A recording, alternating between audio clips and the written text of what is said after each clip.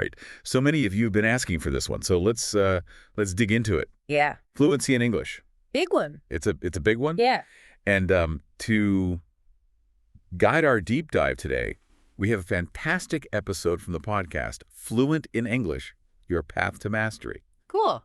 And in it, we have language teacher Sarah and learner David. Okay. Who really break down their experiences. Yeah. You know those times when you're learning a language and your mind goes blank? Oh, yeah. Well, Totally. we get all the good stuff without those awkward silences. I love that we get to kind of eavesdrop on their journey. Yeah. Especially because right out of the gate, they start dissecting what fluency actually means. Okay. It's not just about, like, the number of words that you've got memorized. Right. It's about using them naturally, right? Yeah. And Sarah actually says at one point that fluency is more about the journey than the destination, which really caught my ear. I don't know. What do you think about that? Yeah, I think it really throws out that idea that one day you're going to wake up and boom. Like you're fluent. Right, perfect. Like you're perfectly fluent. Yeah. Yeah. And I think the way they talk about it, it's more like this evolving relationship with the language, which I think takes a lot of pressure off. Oh, for sure. You know what I mean? Yeah, definitely. Because I've noticed that the learners that I've worked with who chase this idea of perfect fluency, Right. they often end up feeling discouraged or disappointed. Yeah. But when you shift your perspective and you see it as a process of continuous learning, Right. then each interaction, each mistake even becomes a stepping stone. Yeah. Yeah. I like that. Yeah? It's less about reaching this finish line and more about enjoying, like, the scenery along the way. Totally. Yeah. That's a great way to put it. Okay. So in the episode, David mentions he's been learning English for years. Oh? Considers himself at an intermediate level, but still has those moments where he stumbles. Right? Like searching for a word, and it feels like it's hiding in some corner of your brain. Oh, tell me about it. Oh, yeah, we've all been there. Happens in my native language sometimes. Exactly. You just can't think of the word. I know. But they both seem to agree that consistent practice is super important. Yeah. Like, they really stress that. Yeah, they suggest these short bursts of practice every day, Okay. even if it's just for like 15 minutes, rather than like one long session a week. Oh, interesting. Yeah. Yeah, and you know what's so cool is they tie this back to habit formation. Okay. So it's about weaving language learning into your life in a way that's sustainable. Yeah. So, like, instead of setting aside an hour to study, Right. maybe you listen to a podcast in English on your commute, or you watch a short video while you're having your morning coffee. Right. Just finding those little pockets of time. Yeah, it makes it less daunting too. Yeah, It's not this huge chunk you have to carve out. right, exactly. And they seem pretty adamant that speaking practice is king. Yeah. Like they even suggest talking to yourself Oh, wow. or recording your voice Okay. if you can't find someone to chat with. So it's really about getting comfortable actually using the language. Yeah. Not just studying it. Yeah, not just like, Head knowledge. head in a textbook. Yeah. Yeah, exactly like you were saying. But how do you find that sweet spot between like the structured learning, Right. the grammar and vocabulary drills, and then just diving in and having conversations? That's such a good question Yeah. because I think that's where a lot of learners get stuck. Right. They either get so fixated on grammar rules that they're afraid to speak, Right. or they jump into conversations without any foundation and then they feel lost. Yeah. It's like you need both. Yeah. I think the key is to view grammar not as an obstacle, but as a support system. So it's not about ditching grammar, No. but learning how to use it effectively. Exactly. And actually, this is where Sarah and David offer a really refreshing perspective. Okay. They encourage learners to embrace mistakes as opportunities to learn. You talk about that a lot too. I do. It's like this fear of making mistakes that holds learners back. Huge. Like we get so caught up in wanting to be perfect Yeah. that we forget. The point is to communicate. Right. And you know what's fascinating is Sarah points out that most native speakers are more impressed by someone making an effort to learn their language than they are judgmental of the mistakes. Yeah, that's a good point. Yeah. It's like we project our own insecurities on other people, Yes. assuming they're going to be as critical as we are. Totally. But if you think about it, when you hear someone struggling to speak your language, you don't judge them. No, not at all. You're usually trying to help them. Exactly. Right. It's a good reminder to be kind to ourselves Yeah. and to remember that everyone makes mistakes, Totally. even native speakers, All the time. all the time. Okay. So I'm definitely getting the mistakes are our friends vibe here. They are. But let's get practical. What are some strategies that our listener can use to actually overcome that fear? Okay, so and start speaking more freely. one of the simplest but most effective techniques is to simply reframe your thinking about mistakes. Instead of viewing them as failures, Yeah. try to see them as valuable feedback. Each time you make a mistake, Yeah. you're gaining insight into how the language works. So instead of saying like, ugh, I messed up, it's like, okay, I learned something new. Exactly. Right. It's about shifting your perspective from I'm bad at this to I'm learning and getting better. Okay. And another strategy is to find a supportive language partner or a community Right. where you feel comfortable practicing without that judgment. Yeah, like a safe space to experiment. Exactly. Yeah. And, Sarah and David even go a step further and say that fluency isn't about being perfect. Go It's ahead. about being effective. Interesting. It's about getting your message across, even if it isn't grammatically flawless. Mm-hmm. And that actually leads to another really interesting point that David brings up. Lay it on me. He talks about how so many learners, himself included at times, get fixated on grammar and pronunciation, Okay. almost to the point of paralysis. Wow. They strive for this image of perfect English, Right. but in doing so, they kind of miss out on the core purpose of language. Which is communication. To communicate. Yeah, so Yeah. they get caught up in the details. Yeah. And forget the big picture. Exactly. Yeah. And this is where Sarah brings in this idea of focusing on real-world English. Okay. They both emphasize the importance of listening to how native speakers actually talk. So like podcasts and movies and TV shows. Yes, all the good stuff Yeah. that exposes you to that natural flow of the language. Yeah, okay, cool. And what I find so fascinating about this approach is it's not just about expanding your vocabulary or improving your listening skills. Mm-hmm. It's about training your ear to recognize the nuances of spoken English. So it's the rhythm, the intonation, Yeah. the way words are connected. Exactly. You don't get in textbooks. You got it. And that's what gives your speech a more natural and effortless flow. It's like learning to dance.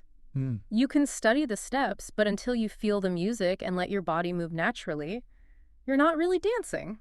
I love that analogy. Yeah. It really captures what they're talking about. Yeah. But how do you balance this immersion in real-world English with building that solid grammatical foundation? Right. Because grammar is still important, right?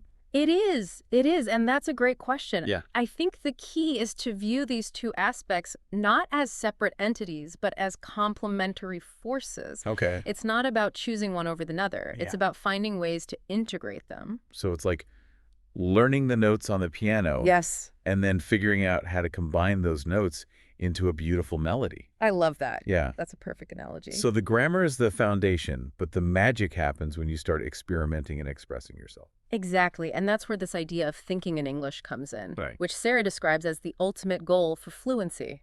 Now that sounds a bit like rewiring your brain. Ha. It kind of is. Is it really possible to like switch your thinking entirely to another language? It might sound like science fiction, but it's a skill that can be developed Yep. with practice and the right strategies. Right. And honestly, it's one of the most rewarding aspects of language learning. Yeah. Imagine being able to think, dream, express yourself Wow. in another language without having to translate everything in your head. That would be incredible. That's amazing. So how do you even begin to make that mental shift? So Sarah mentions it's the ultimate goal, Yeah. but they don't really give concrete steps on how to get there. Right? It is a subtle shift that happens over time as you become more comfortable with the language. Mm-hmm. But there are definitely things you can do to encourage this process. Okay. Remember how we talked about creating that immersive environment Yeah. by surrounding yourself with English? Mm-hmm. Well, that plays a huge role here, too. So it's not just about passively listening or watching. Right. It's about actively engaging. Exactly. Yeah. And one of the simplest yet most effective techniques is to start narrating your daily activities in English. Okay. As you're getting dressed, making breakfast, even just walking down the street, Yeah. try to describe what you're doing and what you're seeing in English, even if it's just in your head. So instead of thinking, I'm making coffee, Right. it's like, I'm grinding the beans, I'm pouring hot water over the filter. Precisely. Okay. It might feel a bit awkward at first, like you're talking to yourself. Right. But that's okay. Yeah. It's about getting your brain used to formulating thoughts directly in English. I like that this is something you can do anywhere, anytime. Yes. You don't need any special tools or resources, Nope. just your own thoughts. Exactly. Okay, cool. So they give us a lot of practical advice. They do. Practice embracing mistakes, immersing yourself in the language, even thinking in English. Yeah. But Sarah and David offer a ton of more specific, practical tips throughout the episode. We do. Like shadowing native speakers, learning phrases instead of individual words, cultivating a growth mindset. Mm-hmm. What stood out to you the most from all their advice?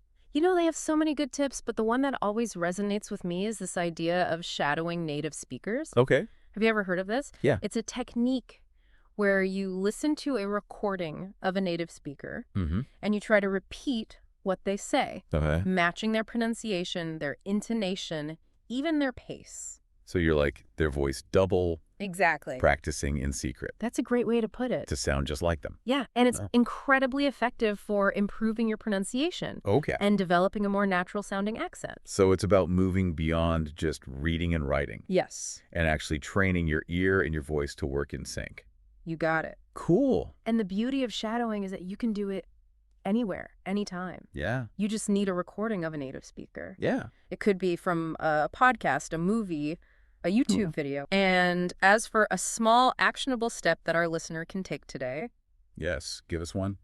I would say choose one short audio clip in English, maybe a minute or two long, Okay. and try shadowing it for 5 to 10 minutes. Okay. You don't need to spend hours on it, Right. but make it a daily habit. Okay. Even a few minutes of focused practice can make a significant difference over time. That's great advice. Yeah. And remember, listener, it's not about being perfect. It's about making an effort, having fun with it, and celebrating those little victories along the way. Absolutely. Now, before we move on to part 2, this deep dive, I will leave our listener with a question. Okay. Think about Sarah's comment that thinking in English is the ultimate fluency goal. Hmm. Does that idea excite you or intimidate you?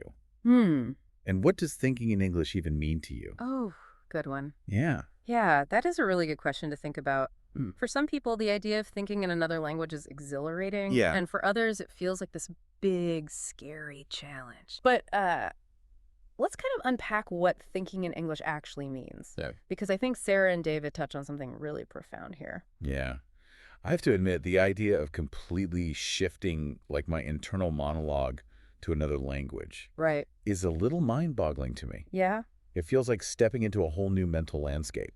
I love how you put it's a shift. Yeah. And it doesn't happen overnight. Right. It's gradual, like learning to navigate a new city. Yeah. At first, you might rely on maps and landmarks, Uh-huh. but over time, you kind of develop this mental map and you can move around more intuitively. So instead of translating everything in your head, Right. you start to think and react directly in English.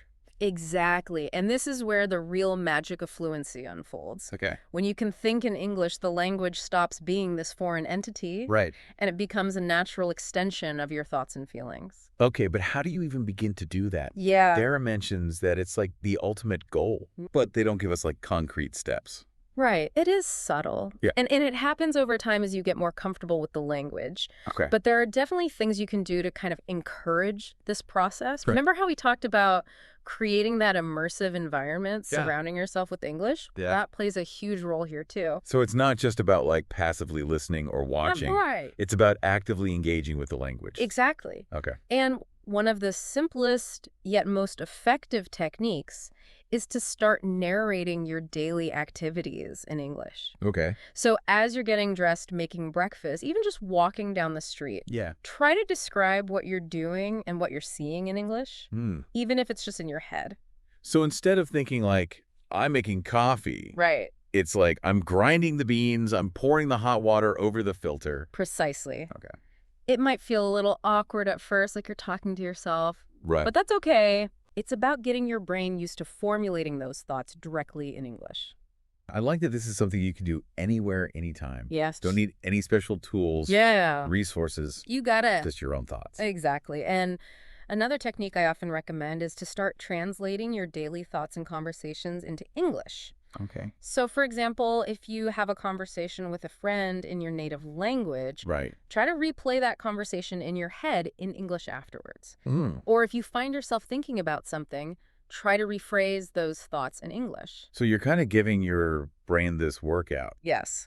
constantly challenging it to Mhm. switch between languages. Exactly. It's like flexing a muscle. Okay. The more you use it, the stronger it gets. Yeah. And as you practice this mental translation, you'll start to notice it gets easier and more automatic over time. That's really encouraging. Yeah. It makes it seem a lot less like this impossible task and more like a skill you can develop. For sure. And remember what we were talking about before? Yeah. How Sarah and David talked about the importance of not letting grammar be a barrier. Right. That applies to thinking in English, too.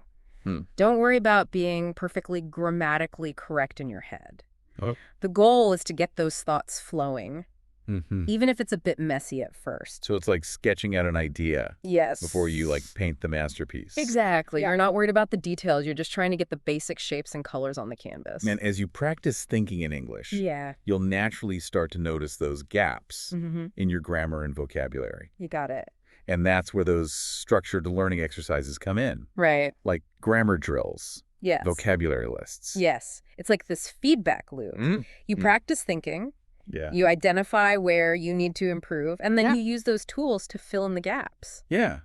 And over time, as you become more comfortable, you'll need to rely less and less on those exercises. Exactly. I really like the idea of thinking in English as the ultimate fluency goal. Yeah. It's like you're not just learning a language, you're learning to see the world through this new lens. That's a great way to put it. And that brings us to a point that I think often gets overlooked in language learning. Okay. The impact of culture on language. Mm. Because language isn't just a collection of words and grammar rules. Right. It's a reflection of a culture's values, beliefs, ways of seeing the world.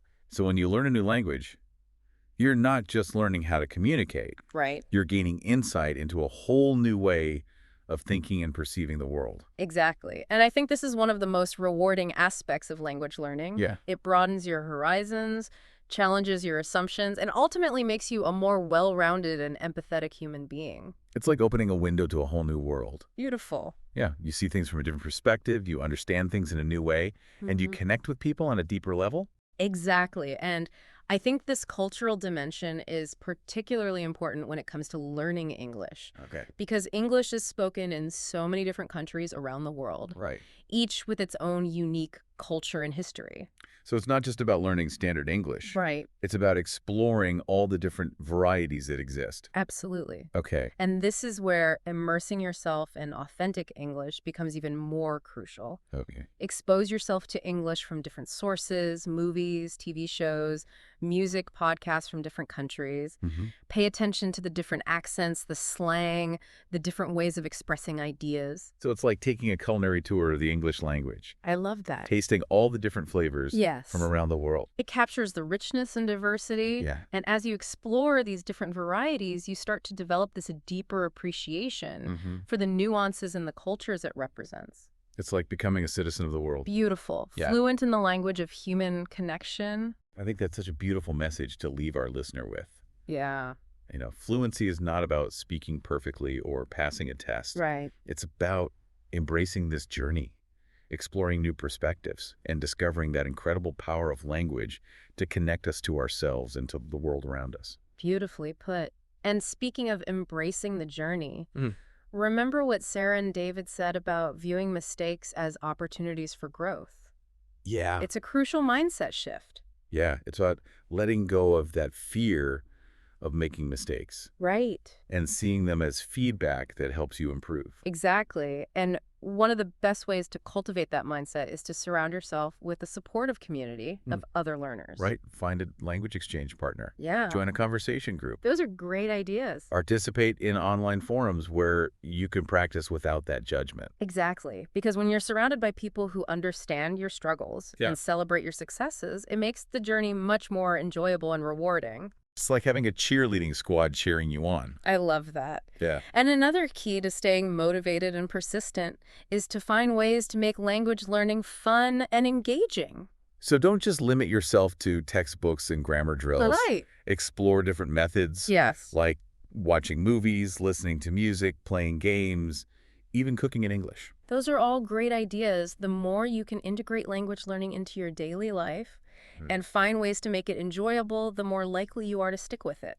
Yeah, like turn it from a chore into a hobby. Exactly. And as you explore those different learning methods and find what works for you, remember there's no one-size-fits-all approach. Right. If you're a visual learner, Mm-hmm. maybe flashcards or visual dictionaries. Yeah. If you're more auditory, podcasts and audiobooks. Right. It's about finding what resonates with you and helps you absorb that information. Okay. And it's important to remember that learning a language is a marathon, not a sprint. Mm. There will be times when you feel motivated and times when you feel discouraged. Times when you make great progress and times when you feel like you're not moving forward at all. Yeah, that's so true. It's a journey with its ups and downs, its twists and turns. Yeah.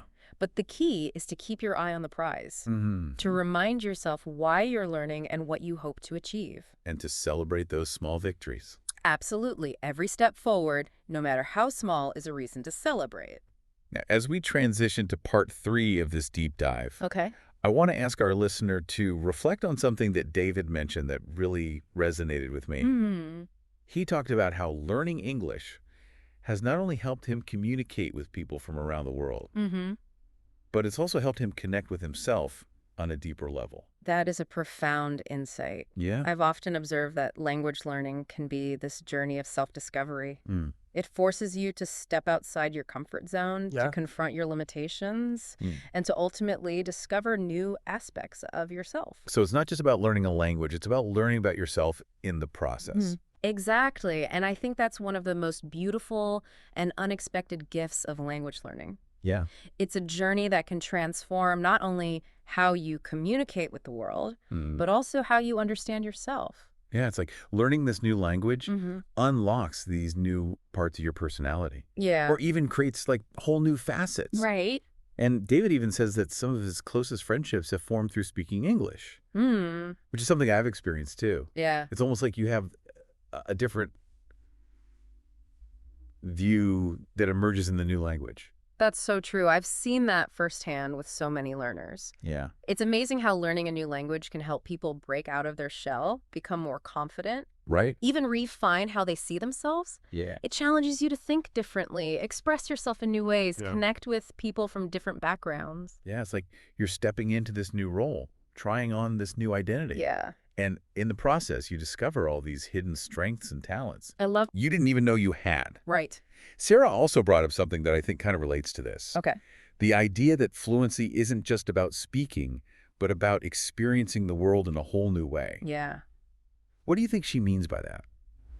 I think Sarah really hit the nail on the head there. Mm-hmm. It's about so much more than just, being able to order a coffee or ask for directions. It's about understanding humor, appreciating art, connecting with people on a deeper level, all because you're seeing the world through a different lens. It's like fluency opens this door to this secret garden you didn't even know existed. I love that image. You're noticing things you hadn't seen before. You're understanding these nuances that were hidden. Yeah.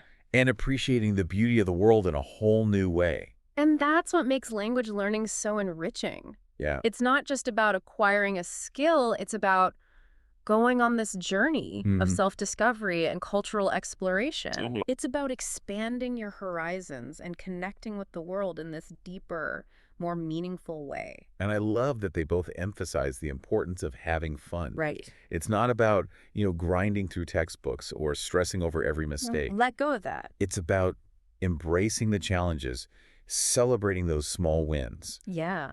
and ultimately just having fun with it. If you're not enjoying the process, you're less likely to stick with it. Right. But when you find those moments of joy and connection, Yeah. it fuels your motivation and makes it so much more rewarding. I think that's a perfect note to end on. Yeah, Fluency is a journey, not a destination. it is. It's about embracing the process, exploring new perspectives, and discovering that incredible power of language to connect us to ourselves and the world around us. Beautifully said. And remember, listener, no matter where you are on your journey, Yeah. whether you're just starting out or you're well on your way, there's a whole community out there cheering you on. So keep practicing. Keep exploring. Keep having fun. We'll be back next week with another deep dive into the world of language learning. Until then, happy language learning.